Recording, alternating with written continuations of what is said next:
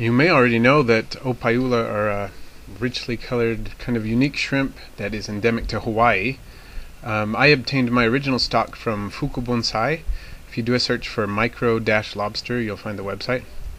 In the wild, they spend most of their time in underground channels, and they come up to the surface in these slightly brackish enkealine pools, they're called, where they feed on algae, as they're doing in a lot of these shots here, as you see.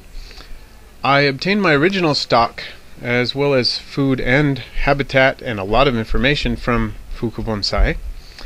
And the powdered spirulina you'll see here in these shots in the video is sold by Fukubonsai as well. Opae'ula don't require aeration, and water changes can be fairly infrequent, and they do live in brackish water. One requirement for breeding and long-term well-being is a myriad of crevices to mimic their natural underground habitat, so you'll need to make provisions of those if you plan on keeping any. Sometimes you can look into the habitat and see few, if any, because they're hiding in all these crevices, but other times there's lots of them zipping around. When you feed them, of course, they come out. Here's a perfect tank mate. This is the olive nerite. In some shots in the video you see algae on the glass, and in others the glass is pretty clean, and this is due to these olive nerites.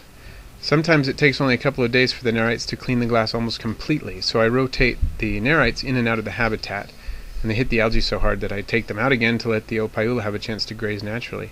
And they breed pretty well for me. They're less prolific than red cherry shrimp, for example, but they produce smaller clutches. This female in the center of the screen here has only about 4 eggs right now, but I've seen the clutches range into the 20s. The larvae are planktonic for about 2 or 3 weeks, but they survive quite well. Here's a female with a moderately sized clutch of eggs, and here's an enlarged photo of the best shot of a larva that I've been able to get so far.